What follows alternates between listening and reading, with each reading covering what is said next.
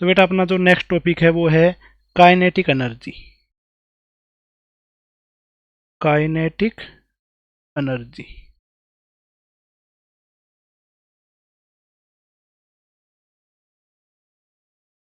देखो kinetic energy अब करते हैं। काइनेटिक एनर्जी का मतलब क्या हो जाता है, जो एनर्जी मोशन की वजह से आती है उस एनर्जी को बोल देते हैं kinetic energy. Energy due to motion, ठीक है, उसको बोला जाता है kinetic energy. Energy due to motion of particles, कोई सिस्टम में जितने पार्टिकल हैं उन सब की जो मोशन की वजह से एनर्जी है उसको बोला जाएगा काइनेटिक एनर्जी। और काइनेटिक एनर्जी है उसका फॉर्मूला बनता है half M velocity dot velocity, ठीक है। और वेलोसिटी का डॉट प्रोडक्ट वेलोसिटी से करेंगे तो आ जाएगा वेलोसिटी के मैग्नीट्यूड का स्क्वायर, ठीक है। और वेलोसिटी का जो मैग्नीट्यूड है उसी को बोला जाता है स्पीड। तो काइनेटिक एनर्जी का जो फॉर्मूला है वो होता है हाफ एम वी स्क्वायर, और इसके अंदर में जो v लिखा हुआ है वो है स्पीड। वैसे इस चीज़ का ध्यान रखना, इसमें v जो है वो वेलोसिटी नहीं है, स्पीड है, ठीक है। वेलोसिटी लिखेंगे तो भी सेम ही आंसर आ रहा था, तो अपने लिए स्पीड लिखना थोड़ा सा ज़्यादा ईजी था क्योंकि स्पीड है भी स्केलर क्वांटिटी।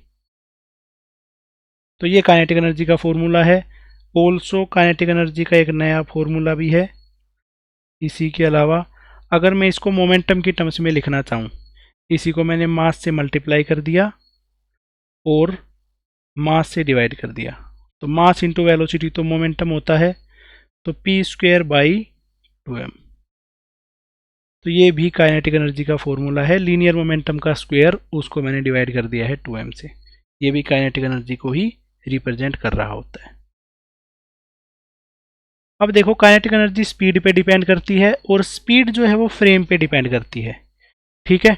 फ्रेम मतलब कि अगर अपने पास में कोई भी ऑब्जेक्ट है वो को उसकी वेलोसिटी किस फ्रेम से मेजर कर रहे हैं या उसकी स्पीड किस फ्रेम से मेजर कर रहे हैं, उसके अकॉर्डिंगली उसकी वैल्यू चेंज हो रही होती है। जैसे अगर बस है, बस के अंदर से ही हम बस के अंदर बैठे किसी पर्सन की स्पीड मेजर करेंगे तो वो जीरो आएगी, बाहर से मेजर करेंगे उसी पर्सन की स्पीड तो वो नॉन जीरो आएगी। तो ऐसे ही है, तो जो स्पीड है वो फ्रेम पे डिपेंड करती है, तो काइनेटिक एनर्जी भी फ्रेम पे डिपेंड करती है। Since speed is frame dependent, frame dependent, so kinetic energy is also frame dependent. जो स्पीड है वो फ्रेम पे डिपेंड करती है, मतलब कि जो काइनेटिक एनर्जी है वो भी फ्रेम पे डिपेंड करती है, ठीक है। तो ये अपने पास में है काइनेटिक एनर्जी के बारे में, ठीक है। काइनेटिक एनर्जी के बारे में अब पढ़ लिया। अब इसके बाद में नेक्स्ट आ जाता है work energy theorem. Work energy theorem.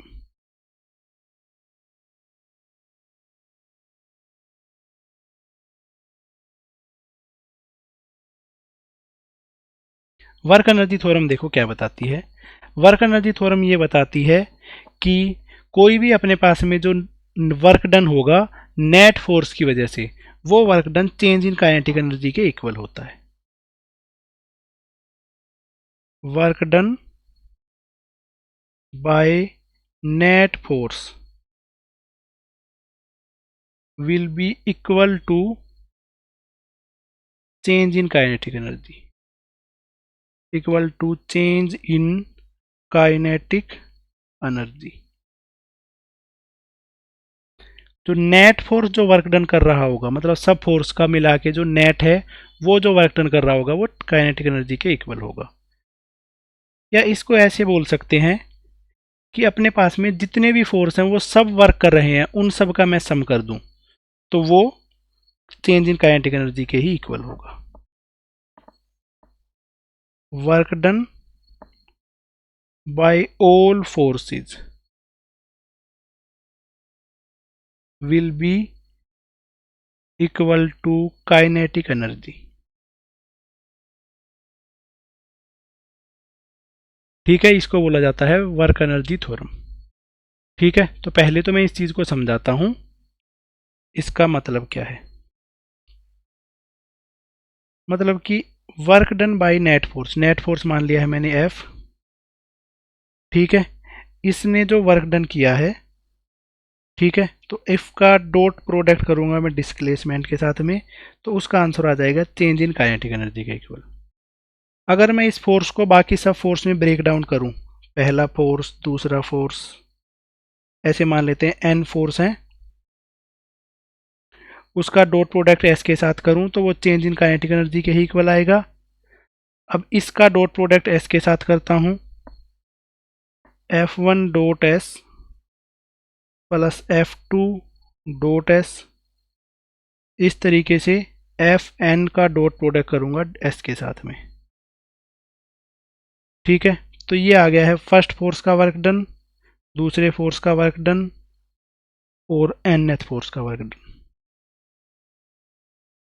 तो ऐसे लिखा जा सकता है work done by net force is equal to change in kinetic energy, या work done by all force is equal to change in kinetic energy. दोनों चीज़ों का मतलब सेम ही है, तो हम इसमें मोस्ट ऑफ यही यूज करेंगे कि work done by all forces is equal to change in kinetic energy. ठीक है, अब इस चीज़ को आप प्रूफ करते हैं कि किस तरीके से वर्क एनर्जी थ्योरम का प्रूफ आता है।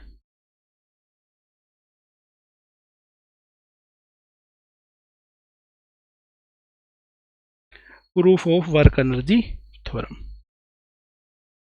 देखो बेटा, जैसा कि हमें पता है नेट फोर्स जो होता है मास इंटू एक्सेलरेशन के इक्वल होता है, ठीक है। तो मैं ऐसे कर देता हूं, इसको मैंने लिख दिया है, फोर्स को मैं लिख देता हूं, तो फोर्स नहीं, सीधा वर्क डन से ही स्टार्ट करते हैं, ठीक है, उससे थोड़ा इजी रह जाएगा। स्मॉल वर्क डन अगर मुझे निकालना है तो उसको लिख सकते हैं फोर्स इंटू स्मॉल डिस्प्लेसमेंट, ठीक है। मैंने लिख दिया फोर्स इंटू स्मॉल डिस्प्लेसमेंट है, तो फोर्स के फॉर्मूला लिख देता हूँ, force is equal to M A into D S. Acceleration का फॉर्मूला मैंने लिखा है एम इंटू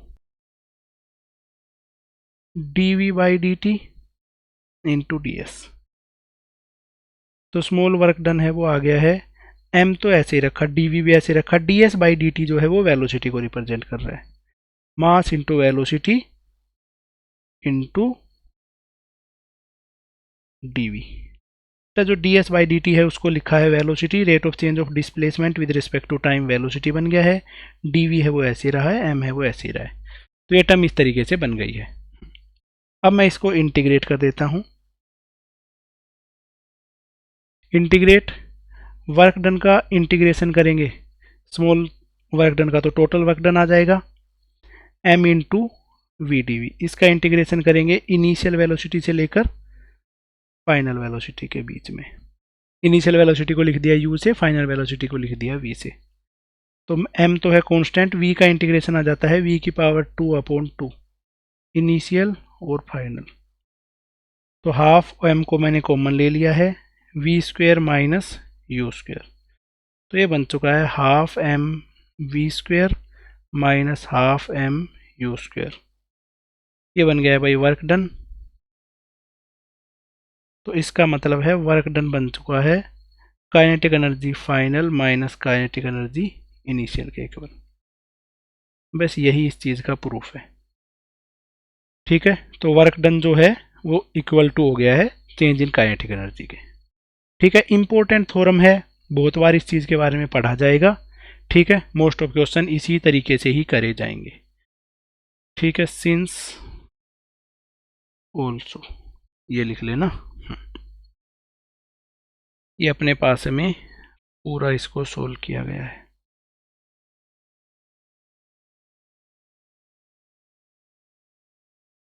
तो इस तरीके से जो वर्क डन है उसका आंसर आ गया है, ठीक है। इससे ज़्यादा इसमें और कुछ करने की रिक्वायरमेंट नहीं है।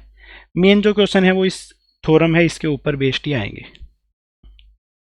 चलो इस पे बेस्ड कुछ क्वेश्चन है वो करते हैं। If a particle experience some force, एक पार्टिकल है उसने कुछ फोर्स एक्सपीरियंस किया एंड विल हैव डिस्प्लेसमेंट, और उस पार्टिकल का जो डिस्प्लेसमेंट है वो है x is equal to 2t² plus 6t minus 1।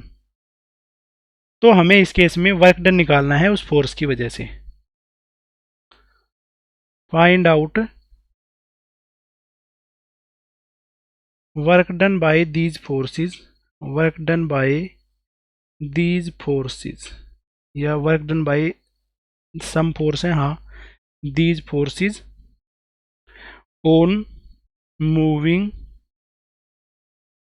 2 kg mass in first 2 seconds।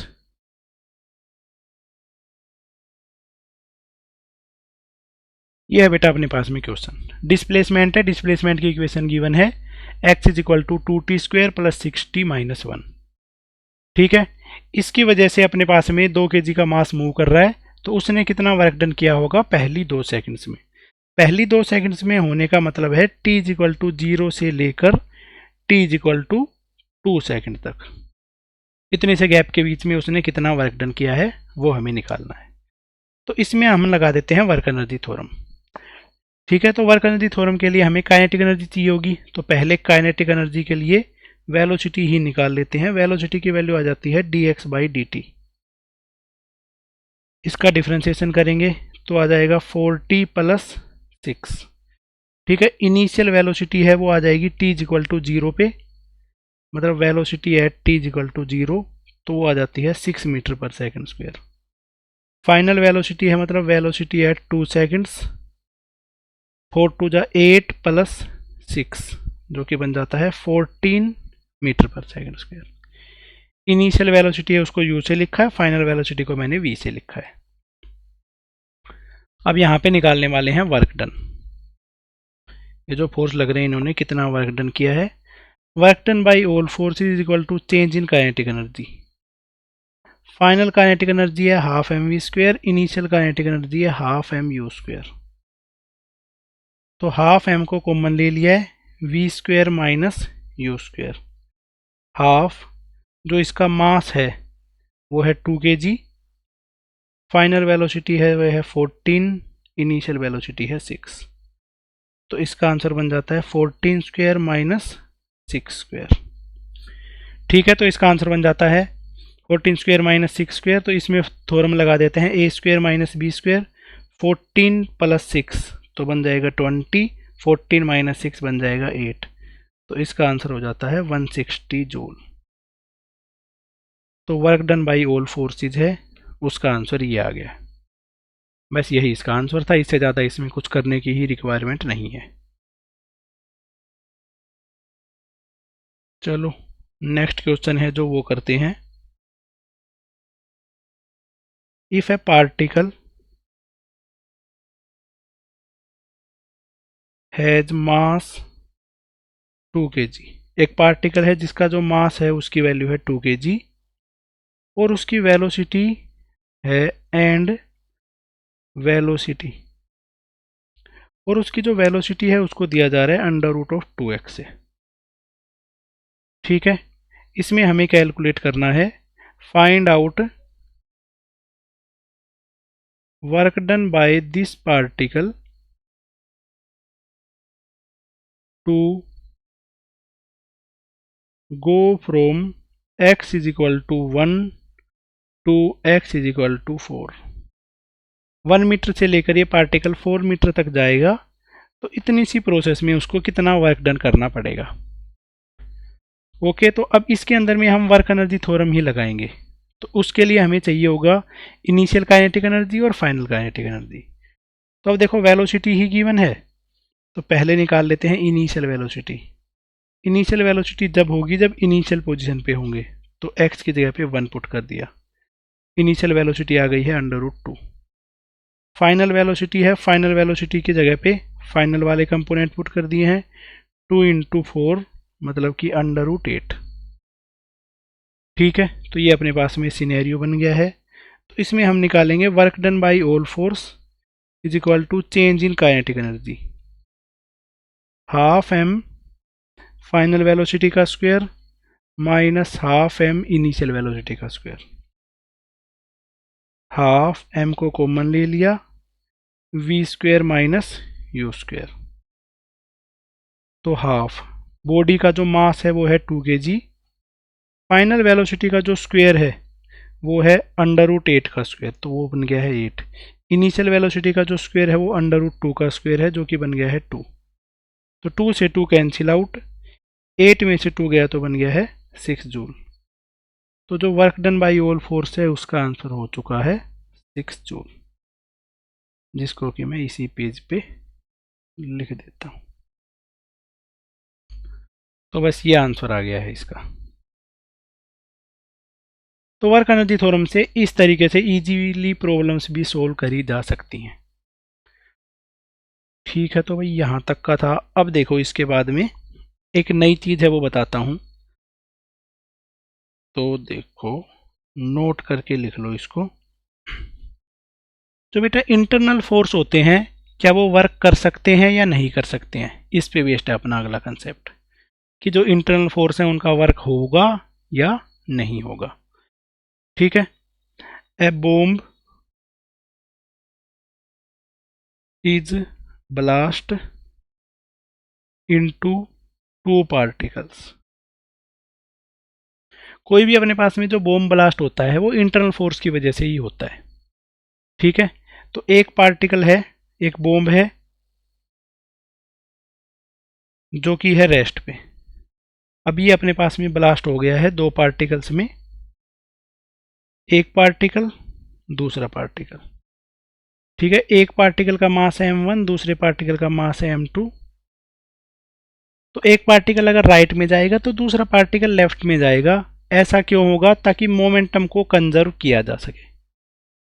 m1 का जो वेलोसिटी है वो होगी v1, इसकी वेलोसिटी होगी v2, एक की लेफ्ट डायरेक्शन में एक की राइट डायरेक्शन में, ताकि इसका जो नेट मोमेंटम है उसको कंजर्व किया जा सके या नेट मोमेंटम को कांस्टेंट रखा जा सके। राइट साइड में जा रहा है उसका मोमेंटम है +p, और लेफ्ट डायरेक्शन में जो जा रहा है उसका मोमेंटम मानना पड़ेगा -p। ऐसे होता है अपने पास में बॉम्ब का जो ब्लास्ट है वो। ठीक है, by conservation of linear momentum.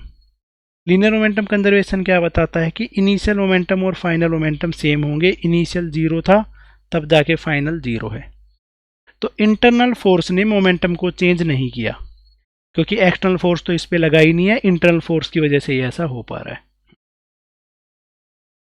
But अगर यही बात काइनेटिक एनर्जी के लिए करी जाती है तो इनिशियल जो काइनेटिक एनर्जी थी वो तो 0 थी, क्योंकि पूरा मास इनिशियली रेस्ट पे था। और जो फाइनल काइनेटिक एनर्जी है, फाइनल काइनेटिक एनर्जी है वो देखो क्या है, half m1v1 square plus half m2v2 square. ठीक है, इस बॉडी का जो मास है वो m1 है, इसकी वेलोसिटी है v1। पॉजिटिव टर्म है, इसका मास है m2, इसकी वेलोसिटी है v2। v2 का क्योंकि स्क्वायर किया तो ये टर्म भी पॉजिटिव बन गई। तो लेफ्ट और राइट दोनों ही टर्म पॉजिटिव हैं, चाहे वेलोसिटी नेगेटिव भी होती तब भी उनका स्क्वायर करते टाइम में पॉजिटिव ही बन जाना था। तो फाइनल काइनेटिक एनर्जी है वो है अपने पास में पॉजिटिव। इनिशियल काइनेटिक एनर्जी थी 0, फाइनल काइनेटिक एनर्जी है पॉजिटिव। इसका मतलब क्या है कि यहाँ पे जो बॉम्ब ब्लास्ट हुआ है उसकी वजह से जो काइनेटिक एनर्जी है वो इंक्रीज कर गई है, क्योंकि 0 से पॉजिटिव हो जाने में इंक्रीज होती है। ठीक है, तो इसका मतलब है कि kinetic energy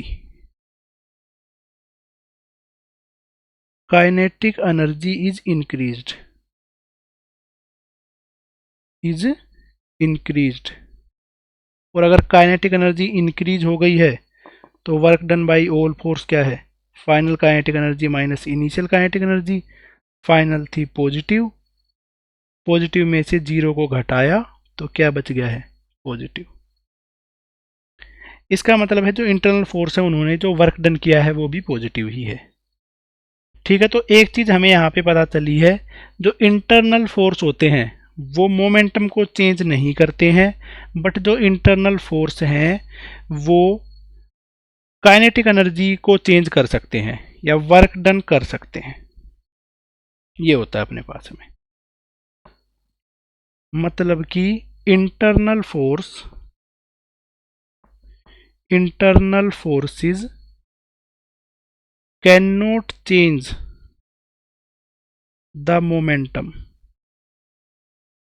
internal force can not change momentum of system, system का मोमेंटम है उसको चेंज नहीं कर सकते हैं, but can change the kinetic energy, पर जो काइनेटिक एनर्जी है उसको चेंज कर सकते हैं।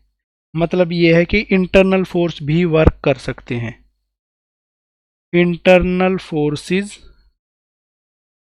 Also can do work done, जो इंटरनल फोर्स हैं वो भी वर्क डन कर सकते हैं। ये होता है अपने पास में वर्क एनर्जी थ्योरम। मतलब ये चीज़ हमें वर्क एनर्जी थ्योरम से पता चली है, ये दो पॉइंट, दोनों पॉइंट थ्योरेटिकल क्वेश्चन के लिए बहुत ज़्यादा इंपॉर्टेंट है, दोनों के दोनों पॉइंट आपको पता होने चाहिए। चलो अब कुछ क्वेश्चंस करते हैं, और ज़्यादा क्वेश्चंस जो कि थोड़े से हाई लेवल के क्वेश्चंस हैं। तो बेटा ये अपने पास में क्वेश्चन, एक मास है m जो कि v स्पीड से मूव कर रहा है किसी स्मूथ सरफेस पे, ठीक है। अगर ये अपने पास में किसी स्प्रिंग के साथ में स्ट्राइक करता है और स्प्रिंग को कंप्रेस कर देता है, तो उस स्प्रिंग के अंदर में जो मैक्सिमम कंप्रेशन आएगा वो हमें निकालना है। ये अपने पास में सिनेरियो गिवन है, ये क्वेश्चन है, m मास है, v वेलोसिटी है, k है स्प्रिंग का कांस्टेंट, ठीक है, और इस तरीके का सिनेरियो है। अब देखो इसका सॉल्यूशन निकालते हैं कि किस तरीके से इसका सॉल्यूशन आएगा। अब देखो जैसे जैसे ये मास है इस स्प्रिंग के पास में आएगा तो स्प्रिंग को कंप्रेस करता हुआ जाएगा, तो जैसे जैसे मास इसके पास आता जाएगा तो मास की वेलोसिटी कम होती होगी, मास की वेलोसिटी कम होती रहेगी और स्प्रिंग में कंप्रेशन बढ़ता रहेगा। एक मोमेंट ऐसी आएगी जहां पे मैक्सिमम कंप्रेशन होगा, उस मोमेंट पे इस मास की वेलोसिटी जीरो हो जाएगी और उसके बाद ये वापस से दूर चला जाएगा, ठीक है। ऐसा होगा, मास इसको स्प्रिंग को दबाएगा फिर उसमें वापस आ जाएगा। तो जब ये मास यू टर्न ले रहा होगा ये जो ब्लॉक, उस मोमेंट पे इसकी वेलोसिटी जीरो हो जाएगी, क्योंकि यू टर्न पे वेलोसिटी जीरो होती है, और उस मोमेंट पे स्प्रिंग के अंदर में सबसे ज़्यादा कंप्रेशन होगा। ये अपने पास में सिनेरियो बनता है। अब ये देखो ये है इस तरीके का सिनेरियो, ठीक है। इस स्प्रिंग के अंदर में यहाँ पे जो कंप्रेशन है वो आ रहा है, ठीक है। तो अब देखो इस लेवल से इतने से लेवल तक का कंप्रेशन इसमें हो चुका है। ये कंप्रेशन मैं मानता हूँ इसके अंदर होने वाला मैक्सिमम कंप्रेशन है। जब ये मैक्सिमम कंप्रेशन है तो यहाँ की वेलोसिटी है वो हो जाती है जीरो। इस तरीके के अपने पास में जो क्वेश्चन है उसका सिनेरियो बन चुका है, ठीक है। एक्स नोट हमने मान लिया है इसका मैक्सिमम कंप्रेशन जो कि हमें निकालना है। क्वेश्चन इस तरीके से है, आंसर का जो डायग्राम है वो मैंने बना लिया है। तो अब यहाँ पे लगा देता हूँ work energy theorem, by work energy theorem. Work energy theorem में क्या गिवन है कि भाई work done by all forces will be equal to change in kinetic energy. All forces देखो इसके ऊपर में लगने वाले क्या है, एम के ऊपर नीचे की डायरेक्शन में लग रहा होगा एम जी, एम जी एक साथ साथ में लग रहा होगा इस पे अपवर्ड डायरेक्शन में नॉर्मल, एक है स्प्रिंग का फोर्स, तीन ही फोर्स हैं जो कि वर्क डन कर रहे हैं, ठीक है। तो work done by normal, work done by M G plus work done by spring will be equal to change in kinetic energy. तो इसको लिख देंगे final kinetic energy minus initial kinetic energy. Normal जो है वो देखो पार्टिकल इस direction में जा रहा है, नॉर्मल लग रहा है अपवर्ड डायरेक्शन में, तो नॉर्मल का जो वर्क डन है वो जीरो हो जाएगा। नेक्स्ट हम निकालते हैं एम का वर्क डन, एम लग रहा है डाउनवर्ड डायरेक्शन में, ब्लॉक जा रहा है राइट साइड में, तो इनके बीच में भी एंगल 90 डिग्री है तो इसका वर्क डन भी जीरो हो गया है। नेक्स्ट है स्प्रिंग फोर्स, स्प्रिंग फोर्स का वर्क डन होता है minus half K final compression, final compression है X naught minus initial compression is equal to final kinetic energy, finally particle rest पे आ गया तो फाइनल काइनेटिक एनर्जी जीरो है। Initial kinetic energy थी जो सिस्टम थी उसमें एम मास है उसी की काइनेटिक एनर्जी थी, फाइनली जीरो हो गई है, इनिशियली थी उसकी वी, तो काइनेटिक एनर्जी बन गई है initial half M V square. यहाँ से बन जाता है minus half K X naught square is equal to -12 mv²। तो -12 से -12 कैंसिल आउट हो गया, तो k x0² है वो बन जाता है is equal to mv²। x0 का स्क्वायर है ये बन गया है mv²/k। x0 की वैल्यू हो जाती है √mv²/k। ये आ गया अपने पास में स्प्रिंग के अंदर में मैक्सिमम कंप्रेशन जो है वो। बस इतना सिंपल सा इसका आंसर था। ठीक है, वर्क एनर्जी थ्योरम से इस तरीके से इसको प्रूव किया गया है। सिमिलर टाइप का ही एक और क्वेश्चन पूछता हूं जिसको आप वीडियो पॉज करके ट्राई करना। ठीक है, a block of mass m moves on a smooth surface, एक स्मूथ सरफेस के ऊपर मूव कर रहा है विद वेलोसिटी v, किसी v वेलोसिटी से। There is a spring in front of it, इसके सामने एक स्प्रिंग भी रखी हुई है। तो हमें क्या है कि find out the compression in spring, compression in spring when velocity become half. ठीक है, जो मास है उसकी वेलोसिटी जब हाफ हो जाती है उस मोमेंट तक उसमें कितना कंप्रेशन हुआ है। अब क्योंकि इस क्वेश्चन में तो सारी इन्फॉर्मेशन हमारे पास में गिवन ही है, कोई भी इसमें ऐसी इन्फॉर्मेशन नहीं है जो नहीं गिवन है। देखो क्या है कि पहले इसको ऐसे स्प्रिंग को यहाँ पे बांधा गया था और स्प्रिंग का जो कांस्टेंट था वो के था। ठीक है, एम मास था, वी वेलोसिटी से जा रहा था। ठीक है, एम मास था, वी वेलोसिटी से जा रहा था और इसको ये कंप्रेस करने की ट्राई कर रहा है। अब देखो इसमें क्या होगा, अब हमने इसको, जो इसकी वेलोसिटी है वो v/2 हो गई है, तब तक में इसने कितना सा कंप्रेशन कर दिया होगा। यहाँ से लेकर इस लेवल तक जो स्प्रिंग है वो कंप्रेस हो चुकी है। ठीक है, इस कंप्रेशन को मैं मान लेते हूँ x1 का कंप्रेशन है ये। ओके, तो x1 वाला जो कंप्रेशन है वो निकालना है। सेम कंसेप्ट लगेंगे जो अब से पहले वाले क्वेश्चन में किए थे, सेम ही चीज़ें लगेंगी। इस डायग्राम को बनाओ और वीडियो को पॉज करके आंसर निकालो, बाकी मैं बताता हूँ इसका answer. Work done by all force is equal to change in kinetic energy, ये अपने पास में वर्क एनर्जी थ्योरम है। तो सबसे पहले वो लिखेंगे work done by normal, work done by mg plus work done by spring is equal to half m final velocity का square minus half m initial velocity का स्क्वायर। तो नॉर्मल का वर्क डन 0, mg का work done 0, spring का work done हो जाएगा half k, finally जो compression आया है उसका इनिशियल कंप्रेशन है उसका square is equal to half m v²/4 minus half m v²। Half m v² को कॉमन ले लिया है तो बचा है 1/4 minus 1 into half m v²। Left side में बचा है हाफ k x1²। तो हाफ से हाफ कैंसिल हो जाएगा, तो लेफ्ट में बचेगा माइनस के x1²। 1/4 में से 1 घटाया तो बचा है माइनस 3/4 mv²। तो माइनस से माइनस कैंसिल आउट हो गया है। x1² की वैल्यू बचती है 3/4 mv²/k। तो जो x1 है उसकी वैल्यू बच जाएगी √3/4 mv²/k। ये आ जाता है इस केस में कंप्रेशन। बस इतना सिंपल सा इसका आंसर है। ऐसे क्वेश्चंस में इससे ज़्यादा कुछ भी करने की रिक्वायरमेंट नहीं है। ओके, तो ये है बेटा अपने पास में question. A particle of mass 1 kg is thrown upward with a speed of 40 metre पर सेकेंड। ऊपर की तरफ फेंका है 40 मीटर पर सेकेंड से, पार्टिकल का मास है 1 kg। और ये पार्टिकल अटेन करता है 40 मीटर की हाइट। तो इस केस के अंदर में जो रजिस्टिव फोर्स है उनका वर्क डन कितना होगा, ये हमें निकालना है। तो देखो इस तरीके से है अपने पास में सिनेरियो। 1 kg का जो पार्टिकल है उसको रखा गया है, ऊपर की तरफ 40 की स्पीड से उसको फेंका गया था। अब ये जो पार्टिकल है इसने जो हाइट अटेन करी है वो है 40 मीटर। मैक्सिमम हाइट 40 मीटर तक ये पार्टिकल ऊपर गया है।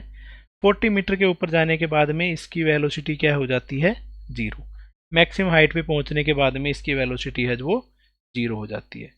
इस केस में हमें कैलकुलेट करना है इसके अंदर में जो रजिस्टिव फोर्स लग रहे हैं उन्होंने कितना वर्क डन किया होगा।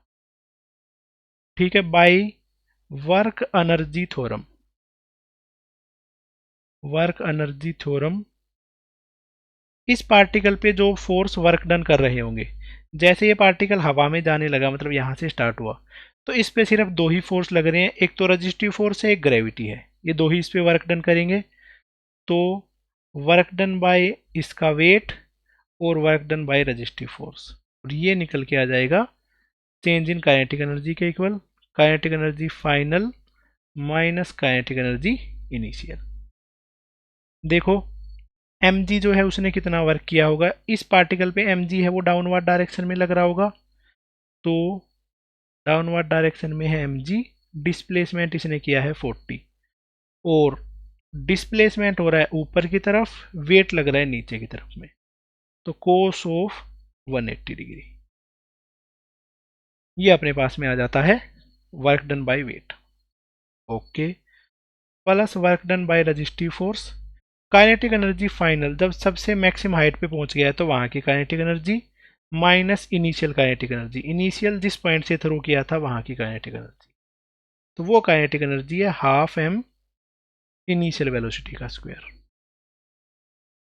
तो अब इसके अंदर में जो वैल्यूज हैं वो पुट करते हैं। m है, मास की वैल्यू है 1, g की वैल्यू है 10 इंटू 40 और कोस 180 होता है minus, plus work done by resistive force is equal to minus half, mass की वैल्यू है 1 और 40 का स्क्वायर हो जाता है 1600, तो minus 400 plus work done by resistive force, तो ये हो जाता है minus 800। Work done by resistive force बन जाता है माइनस 800 प्लस 400, मतलब कि माइनस 400 जूल। तो जो रजिस्टिव फोर्स हैं उनका वर्क डन है वो हो चुका है माइनस 400 जूल। बस इतना सिंपल सा इसका आंसर आता है, और इससे ज़्यादा इसमें कुछ भी करने की रिक्वायरमेंट नहीं है, सिंपल सा सिनेरियो है। ओके, चलो एक और क्वेश्चन है उसको भी करते हैं।